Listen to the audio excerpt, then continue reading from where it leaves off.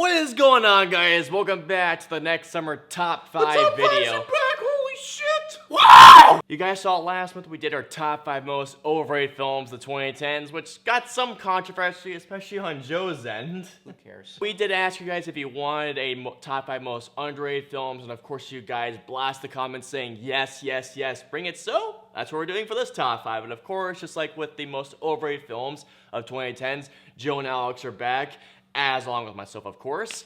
And of course, we are back now with the most underrated films of the 2010s. These are the films with the Rotten Tomatoes Rotten or Fresh meter. This has to be below 59 or lower. And we do have some honorable mentions once again. I believe Alex is starting first this time. That's right, because since Joe started with the overrated, I'm going to start with the underrated movies of this decade so far. So starting with my honorable mentions, we have Bad Santa 2. Oh gosh. The Interview. Okay. Pirates of the Caribbean, Dead Man Tell No Tales. That's the latest one, right? Yes. Yeah. Okay. The whole universe got reset. I haven't seen the film yet still. The Angry Birds movie. Shane, if you're watching, you're going to love the last one. The Man with the Iron Fists. That was a fun movie. I'm with you on that one. Now time for my honorable mentions. Of course, 5 of them. They are Hobbit Battle of the Five Armies. Of course. Need for Speed. Yes, I actually liked Need for Speed. Blair Witch. I liked. Cowboys and Aliens, a fun summer movie. Ooh. And finally, Southpaw. Did Honorable Lucas mention. brainwash you? I actually I liked Southpaw a lot. I thought it was a good movie. That smells like Lucas's aura. I know Yeah, it it does because of Jake Gyllenhaal. I know. But Joe? I don't have any. Whoa. Wow. I didn't see enough underrated movies in the decade because most of them were pretty shitty. But anyways, honorable mentions aside, let's get into the movies that critics didn't like, but we actually liked or in fact loved. So let's get it on. Number 5. Okay, my number 5. We got to go back to the year 2011 for this one. Oh, okay. And this was my number 3 favorite film of that year. Oh. This currently on Rotten Tomatoes has a 59%, so it just makes the cut. Just makes the and cut. this is it was my number 3 behind War Horse, number 3 of that year behind War Horse and Harry Potter Deathly Hallows Part 2. This movie was freaking awesome. I absolutely loved it. It's Real Steel. I liked it too. It was a fun movie. I remember when we saw This that. is with Hugh Jackman, where he is with the robot boxing, Yes, where they yeah. got rid of all the human boxing, where Yeah. they got to have Hugh Jackman and well, basically all it's all robot boxing. Basically, it has this kid and this I think there's like a sparring bot that he uses. Yes. Yeah. And they go all the way to fight the main event. And it's also got the girl from Lost in it. Yeah. Who's also That's right. the Wasp. Yeah. Evangeline Lilly, right? Yeah, that's. I can't believe this Wow. has a 59%. It's a fun movie. It was that close. It was a damn good movie. I thought it was but- good too. Yep. So it was my number 3 of that year, believe it or not. You loved it, yeah. I did. I saw it 3 times in theaters. Damn. And I loved it. So that's my number 5, Real Steel. Okay, my number 5, we go back to a time in 2012 when I was about to graduate high school. And man, I was so hyped to see this movie because I love fairy tales and I love Disney stuff. And I was excited to see this new darker take on this. And this is Snow White and the Huntsman. Oh. This was a film that, I love the Snow White fairy tale a lot. I love the Disney interpretation of it so much. And I was looking forward to seeing what this darker interpretation would be, with Charlize Theron being the new queen, with Kristen Stewart playing Snow White, which I will not lie, Kristen Stewart had me going like, but she proved me wrong. She's very good in this movie. Charlize Theron, honestly, I thought she kicked ass in this movie. The battle sequences were awesome, reminded me a lot of Gladiator with some sequences. Chris Hemsworth killed it as the Huntsman. Unfortunately, had a really shitty prequel-sequel movie called Huntsman Winter's War. Ugh. Thank you, Yeah, I was Craig. going to ask you about that. Oh, I hated no. I hated Huntsman Winter's no. War. I hated that film. But this movie, I came close to loving. I came close to loving this movie. I couldn't get enough of it. I had such a great time with this movie. And this is, I believe, in the 40s. You'll know because you'll see the clip. But it's like in the low 40s, I believe, which I don't get whatsoever because I thought this was a really good, darker take on the Snow White tale. And that's why I dug it so much. So yeah, Snow White and the Huntsman, number 5. Break out the wine glasses. It is time to party with Gatsby. Oh, really? Yeah. I remember we saw this The in Great 3D. Gatsby. Oh my god. Isn't this like right at 50? Yeah. Wow. Yeah, Not a fan of gotta- this movie. Oh, I enjoyed it for the party aspect of it. Baz Luhrmann. I mean, I loved Romeo and Juliet in the 90s. That was a pretty good interpretation of Shakespeare. Good day, old sport. Yeah, and good day, Old old sport. And then, of sport. course, the greatest shot in cinematic history. That was a great shot. Yeah, great you shot. You can't beat that. Leo Yeah, was great in it. He was great. Tobey Maguire making an appearance Toby! again after Spider-Man. You haven't really seen him much after that. I mean, he was good in the film, but when he started yelling, it brought Get back. out! Get out! That brought back really bad memories. Oh, man. And So- Joe Edgerton was in this movie, who I interviewed. Yes. Really cool guy. And oh god, I forgot. Carey her name Mulligan? already. Yeah, Carey Mulligan. How could I forget liked her, but a she minute. a little too robotic, I thought. her? Well, Baz Luhrmann's more about style. I mean, seriously. That's what I didn't like you about had the guy- film. You had like Jay-Z in a car. In a That's pimped-out what I car. hate. The rap music in the Yeah. 20s. Yeah. Plus, they stuck to the story, which They was did. important. I won't lie to that. I It's mean, just the it was style of it it. was very faithful to the book. I will not Yeah, lie. Let's Very faithful. face it. If you were to see an old-timey movie, I don't think people would have cared to watch it. And it's a business, so they're like, yeah, let's make this all about partying. And Leo's in it, and Tobey Maguire's in it. You know these people. And plus, look at this party scene. It's like off-the-wall crazy. The party scenes were great. Yeah, They were great. Of course, that's what got you into the theater. Absolutely. That's what got me into it. That's why we saw it in 3D. Same. And I'll tell you what. Number 4. All right. Number 4 for me is another sports ball movie. Oh God. And this one also Oh, wait. featured a 59%, so it just made the cut. Oh wow, This- you're really cutting the edge right Yes. here. You know me, I'm a big football guy. Oh no, Come on. no. Wait. Draft day. Oh, God. yeah. I thought it was just fine. Look, it wasn't even that suspenseful. It doesn't matter. It was Yeah. good. You, Doesn't you matter. I thought it was a pancake eating good movie. motherfucker. Pancake eating motherfucker. That had me laughing. I will not lie. I guess because I wasn't a football fan, it just doesn't interest I me mean, that it much. just that it film. took place in a day, and I'm a huge fan of the draft, like how the process goes Right. about, and yeah, it was just a good movie all the way throughout. Yeah, everyone I was thought. just an asshole. Kevin Costner, I loved it. Kevin Costner was great. Jennifer Garner was great in this movie too. I thought the romance was just so on the back burner. I think it was a little forced. Yes. It Yeah. felt forced. Yes. I will admit. I'm with you on that. But if you're a fan of football, like myself, you'll love this movie. Mm-hmm. If you haven't seen it already, I don't know why you Oh, haven't. and Dennis Leary setting things on fire. Yes. Let's not forget that. Yeah, here's our draft report for this year. Oh my Bam! God. Draft day. And that is my number 4. My number 4 came out in 2013, and this was a movie that I was so hyped for because this character had not had a film done, and I want to say almost, and not quite 10 years, but it was almost about that much. No. And no, I please was don't. so hyped to see this film, Please don't. and oh my god! And while there were some flaws, it's still his return to the screen is so triumphant for me. And this is Man of Steel. Okay. What were you I was gonna say? Amazing Spider-Man. No, I don't think it's underrated. Made No, that's Spider-Man not 2? even- Yeah, it's Either not of even in them. the underrated No. category. Well, either of them. It's I- actually fresh. Amazing Ew. the first Amazing Spider-Man is in the 70s. The second one is like in the 50s, right? Ew. 60s. 60s, really? I was looking forward to Man of Steel because, I mean, I love Zack Snyder as a director. What he brought to Superman, I thought was really well done. I mean, sure. Yeah. Henry Cavill, I thought, killed it as Superman. Sure, Michael Shannon, he didn't kill it as General Zod, but did do a good job nonetheless. Yes. I liked how they did this more down to earth version of Superman. I liked his costume, how it was more dim in the colors. I liked how I liked the relationship of Kevin Costner.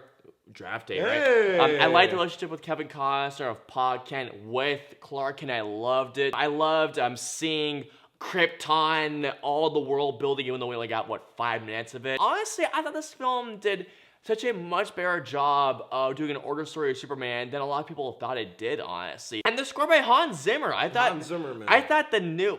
God damn it, Alex. No, I had to put it in there. No, I know. But I thought that Hans Zimmer's new Superman score, honestly, it was awesome. I really think this film gets shit on so much when, honestly, I think it's a damn good, if not great, origin story for the Man of Steel himself. And still in a Man of Steel 2, Warner Brothers. Take Two-Face Oh. and take the guy from 300 and put them in Washington, D.C., Oh. you get Olympus Has Fallen. I heard that. Olympus Has Fallen. What is that on the tomato meter? Somewhere close in like the 50s. I heard that was a lot of fun. I was want a to lot see of it. fun. Is this the movie where I got pissed at you? No, White House Down. What? White Yeah, House that Down was- sucks. Yeah, that was just a carbon copy of this movie. Yeah, White House Except, Down the sucked. president was white. Two-Face was the president in this movie. And Gerard Butler was And the Secret Service. bodyguard. And, Yeah. of course- Wasn't Morgan Freeman the president? No, he was the Department of Defense. Oh, I thought Morgan Freeman was the president. Yeah. No, Morgan Freeman was like the defense guy. That's like, oh, hey, Oh. guess what? You're the president now because we think that Aaron Eckhart is dead. And the vice president makes and the sense. vice president got assassinated. That makes so. sense. I think this was Hollywood's answer to the whole Asian conflict, like North Korean conflict that was going on at that time because of the Obama thing that was like. So they were like, fuck you, North Korea. We're Americans. That was the message of it. And then at a time when people needed to hear that, that was when they made the movie. So it was just a fun movie compared to London Has Fallen, I heard that which they sucked. really didn't need to do. I heard they're gonna make another one. Yeah. And Yeah. would I San watch this one Francisco Has again? Fallen. I think it's called Angel Has Fallen now or something like that. Yeah, they're gonna go to heaven. I'll tell you what, that's all. It was just fun. Okay, number 3 is a movie. I forget which year it came out, but I know it has a 56% on Rotten Tomatoes. You were really cutting it close. Well, with these ones. I'm just keeping it at the 50s. All my movies are in the Oh, 50s. Interesting. 50%. Interesting. Okay. This one features one of me and Joe's favorite actors, and I remember seeing this with all 3 of you guys, and throughout the entire movie, Joe was on the edge of his seat like, Oh okay, no! Yes. Yes. Oh yes. come on! Yes. focus. My My number 3 is Focus. I Yes. love the first half. I love the second half. I did not like the second half at all. My mind was blown. This mine was, he was shook. I was just like, oh, okay, He had yeah, his seat like twist after yeah. twist. I remember after that. twist. That's what after twist. the multiple twists in one scene. I was like, okay, back it up with the twist. Come on, back it up. It was just a thrill ride. Well, it was only a thrill light for like the middle and the end, and that was I it. thought the beginning part with the Super Bowl scene with the Yeah, that's I what I mean. loved That's that. what That I was my mean. The favorite scene in the Super Bowl was, entire like, the film. best scene. Yeah, right after that That scene, scene was amazing. that's when it just went. That's when I thought. No, the racing scene where they like bribed and got all the. I don't remember, to be honest. I don't remember the story. I gave just Focus like remember a the Super 2, Bowl. 2.5 out of 5 or something like I that. thought it was I fantastic. was not a fan of that I film. thought it was absolutely fantastic. Kingdom was better. Sorry. From beginning to end, I absolutely love this movie. It deserves much better than a 56% on Rotten Tomatoes. Yeah, Focus. My number 3. All right, so my number 3, this was a film that was originally released in 2011 at film festivals, but then finally got a 2012 release. I did a top 5 most underrated horror films of the decade, I believe, a couple of years back.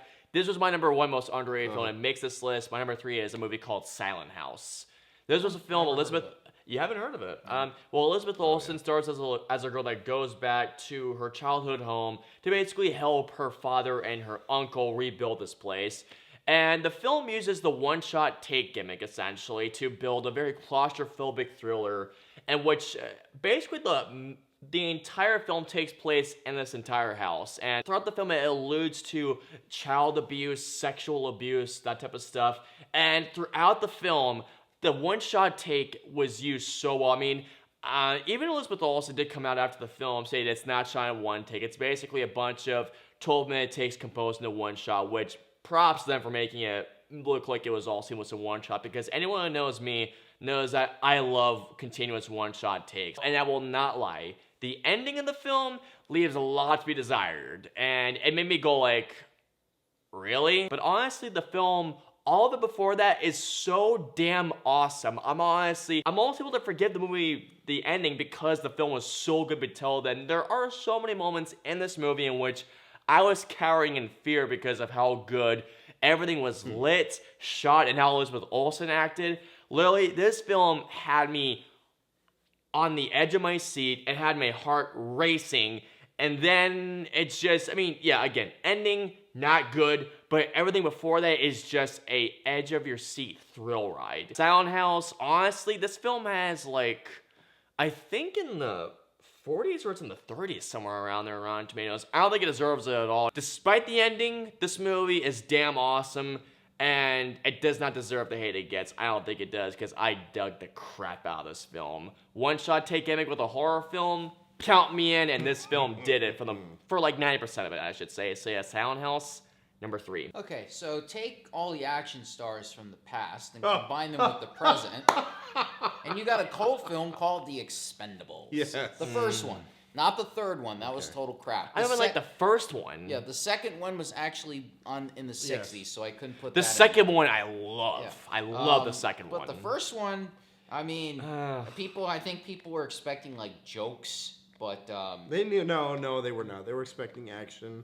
But lots we got, and lots and lots of action. We got a lot of action, and it was pretty good. Randy Couture knocked out Stone Cold. Stone Cold. It was like my problem with the film was that they didn't. The film's tone was just all over the place. Where in the second one, it goes right into that tone, and like you're in for a nice ride. Where this one, I was just like, oh, it's just taking it way too seriously. And think, all right. You get Stallone, Schwarzenegger, and Bruce Willis all in the same place at the And same Jet time. Li. Yeah, Jet Li. No, he was the highlight for me in the first You one. got Terry Crews, Dolph Lundgren. You got Stone Cold, Steve Steve Austin. Austin. Cold. Hell You got Jason Statham. Statham. And then you had Mickey Rourke making his only appearance in the trilogy. Yeah, that's right. Because apparently he just didn't like being in those movies at all. But he had a pretty good monologue.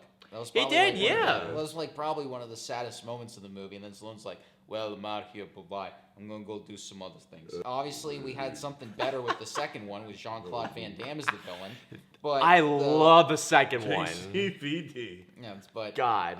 and then you had Mel Gibson as the third one. He was the best part about the third movie, yeah. honestly. He was the best part. But but for overall, I mean, I saw this with Bondo, and he was like, "Yeah, that was actually pretty shitty, but it was funny. I loved it," and I had to agree. Shitty but funny action. What? Huh? Obviously, you never met Bondo. Neither I haven't. Shitty but funny action. I'll tell you what. Number 2. Okay, number 2 came out a couple years ago, I want to say. And this one was a thrill ride from beginning to end. This was a film that I have never seen before, probably will never see again, something like this. My number 2, Hardcore Henry. Yeah, it's a fun movie. I can give you that. Hardcore Henry. This Yeah. is first person. Okay. It takes you inside this guy's head. Yeah, it's like watching a video game play on in front of you, essentially. Pretty much. Yeah. And especially in D-Box. Yeah, the Which D-Box. we did. Which we did. Was freaking awesome. If you guys, I will not lie, I don't love this movie, but here's the thing. If you guys didn't see this D-Box, you didn't get the full experience. You really didn't. Didn't get the full experience, but No. it was still awesome. All the action scenes were awesome. It featured probably one of the best fight scenes I've ever seen on the rooftop. Which That features was so awesome. My favorite Queen song. Really? Don't Stop Me Now? Don't Stop Me Now. That's That right. was the best scene of the entire film, Best I scene of the thought. year. This currently has a 50% on Rotten Tomatoes. Yeah, it's about that range, yeah. It should be higher than that, honestly. It should be like 60s at least. It should be higher because this was a cinematic thrill ride. It was absolutely fun. I had a blast watching this film. Yeah. Hardcore Henry was fucking badass. Alright, my number 2 is a film that's based on a TV series. And I made sure to binge this TV series before I saw the film. It came out in 2015. And man, I had a blast with this film. This isn't your number 1? Nope. I'm surprised. Nope. Holy the way you talk about it. I know. And I had to blast this movie. I saw it multiple times. My number 2 is Entourage.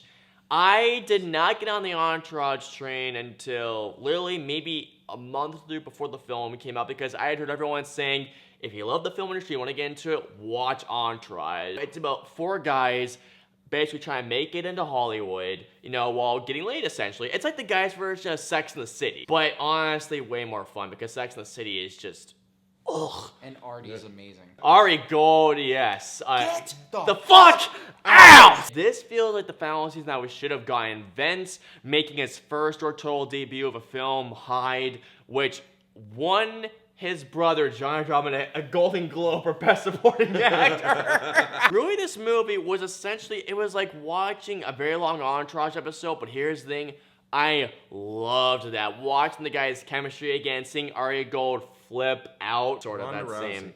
Ronda Rousey, yeah, kicking Turtle's ass. Oh my god. But no, this movie was honestly, it was just a fun time. It really was. I couldn't get enough of this movie. I've seen this movie over 5 times. I'm gonna watch it again after we film this. Plus, the main theme of the film, Superhero by Jane's Addiction.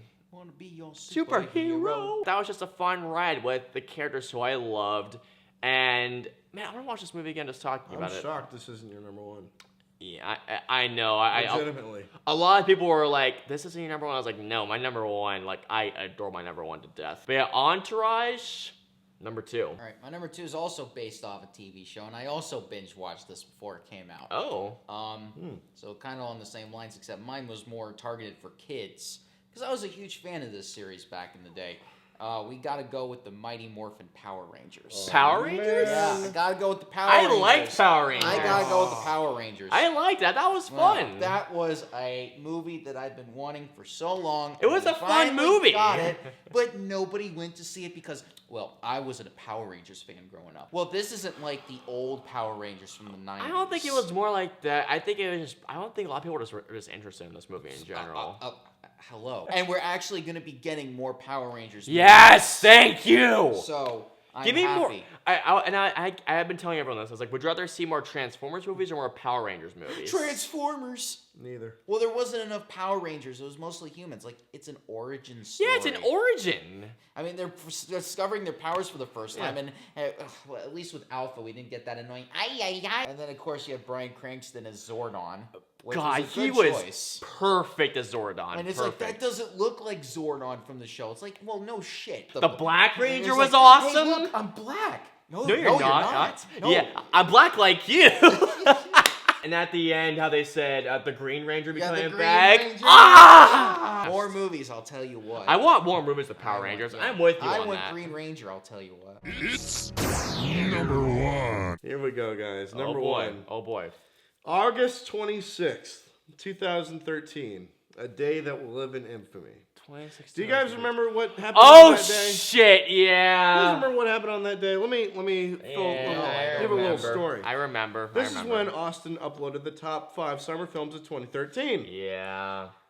And for my most surprising, you motherfuckers walked out. Oh, pain. Because I didn't like My this number movie. 1 most underrated film of the decade so far is Pain. I'm not and walking. I'm not Gain. walking out this time. I'm not walking out this time. It's directed by Michael Bay. I will say this. That's one of his This better is films. his best movie, aside from The Rock. I actually think 13. Bad Boys. Bad Boys, yes. Bad Boys, yes. I haven't seen The Island though, and I've Benghazi. heard that one's good. But No. 13 Hours I liked. What? You But- like 13 Hours? Back to this: Mark Wahlberg and The Rock and Anthony Mackie. as the Sunjin Gang. Sunjin Gang, which is Rock. a true. This is actually based on a true story. Yeah. Like how they did their crimes or something with fuck. I haven't seen this movie. They in a while. kidnapped a person to extort her for his money. Extort him for the money, and they kill someone. They like drop weights on the guy's head. Yeah, that scene actually had me laughing. I will not lie. This scene with the Rock and the cocaine. My favorite part of this, my favorite part of the movie. God has given me many gifts, including one of them, including me knocking you the fuck out. That had me laughing my ass off. I love The Rock in this movie. He was great. Michael Bay actually made a good movie. If given the right script and the right cast of actors, he can make it happen. And this is perfect example of This is that. what I will say. I don't like Michael Bay's movies, but this is one of his better films. Yes. I don't think it's his best film, but I do think it's better than most of them. Yes. Armageddon. Oh, stop it. I thought it was an awesome film. It has a 50% on Rotten Tomatoes, just like Hardcore Henry. So, yeah, Pain and Gain is my number 1 most underrated film of the decade so far. So you guys are surprised that Entourage was my number 1 of the Yep, decade. extremely. Well, for me, this one is. So we go back to, I believe, 2011. And this was a film I hadn't heard anything about. It's more of an indie film that got a much more of a big release, but it didn't make a think I lot know of what it money. is. And I heard about this film from a certain YouTuber that said, guys, go watch this movie. It is awesome. And I was like trying to look for any place to see it. And then finally, what? Can I say a quote from it if I think I know what it is? No, I'm saying it. My dad finally said, all right, since you did good with your grades, I'm going to let you watch this. I was like, all right, but yes, I'm going to say 3 words. Shut up, crime! Super is my number 1. Shut up, crime. I love that. You haven't heard of Super? No. This is an indie film directed by James Gunn, written and directed by James Gunn, and it follows a character played by Rainn Wilson who loses his wife in the beginning of the film from this guy played by Kevin Bacon, and his wife is played by Liv Tyler. And essentially, it's gotten to the point where one night when he watches this program on the Jesus Network, I kid you not, it's a funny-ass movie, it really is. After one night, he goes to bed, and he has this vision, he has this some sort of thing going on where he believes he's touched by the finger of God on his brain, and then afterwards he becomes a superhero known as the Crimson Bolt, who literally goes around and beats the fuck out of people with a pipe wrench. And this movie is fucking hysterical. Yes. It's a superhero movie, and it reminds me a lot of Kick-Ass, but this goes in a completely different where Kick-Ass is more of a satire in superhero films. This has superhero satire, it has religious satire built into it, a lot of black comedy built into it. Like, there's literally a scene in the film where he bashes a guy his head in because he cut in line at a movie line. There's a montage where he beats the shit out of child molesters, people who sell drugs. What was that one quote he did? Fucking. Oh, yeah.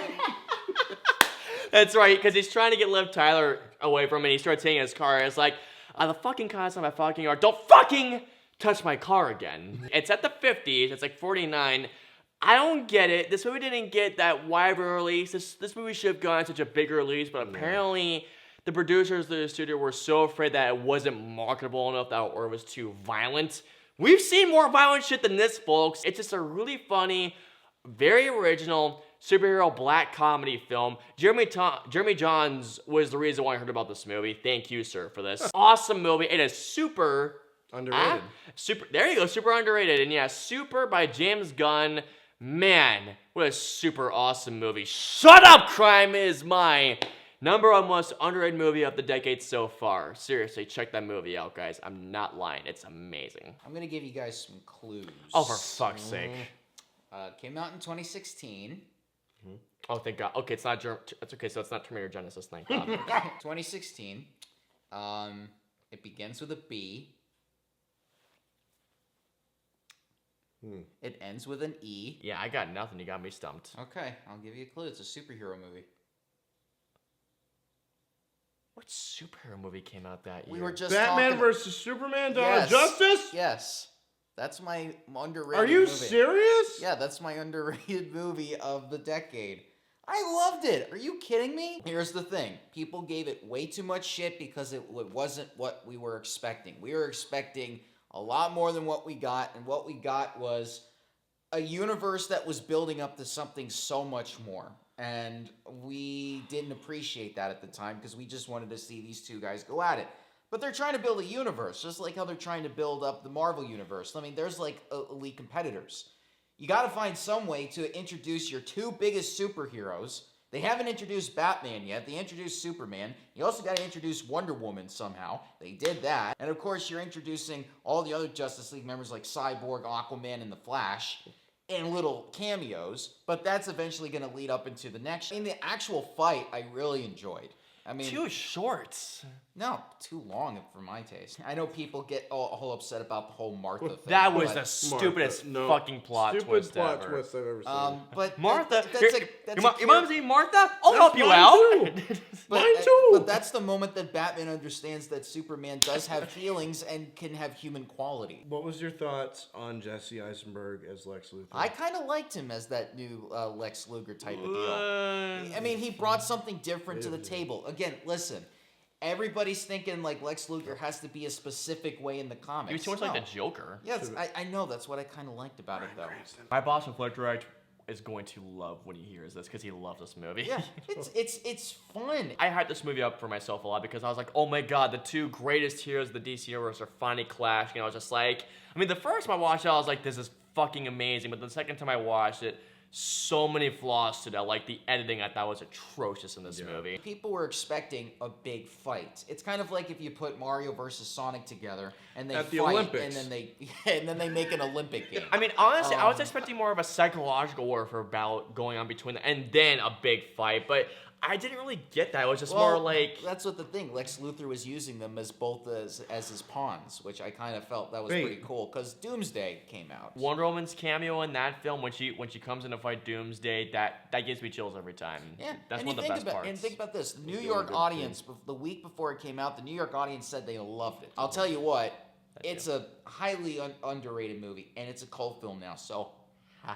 Alrighty guys, and those were our most underrated films of the 2010s so far. Guys, thank you so much for watching once again. I am very surprised that you're number one most underrated. I told Seriously, you. I know, right? God. And I'm. What about mine? Pain and Gain doesn't surprise me too much. Yeah, we already had our minds blown. Thank you so much for watching this video, and thank you for requesting this video after the most overrated. We had a lot of fun filming this video. What's the next top 5, Austin? Top 5 MCU films, because Ant-Man and the Wasp comes out next month. So look out for that one. And guys, also, as always, please comment down, let us know below, what are your most underrated films of the 2010s. Remember, it has to be 59% or under in Rotten Tomatoes. Cannot be in the 60s because that's fresh. But guys, again, thank you so much for watching. I really appreciate it. If you guys want to see more top 5s just like this one, please hit that like button and share and subscribe to see more just like this one. If you guys want to see the top 5 most overrated films that I get so far, please click where Joe is. And if you guys want to see the top 5 summer films of 2017, please click right where Alex is. And of course, until the next video or next top 5, you have the top 5 MCU films. We will see you guys next month. But until then, see you guys next time.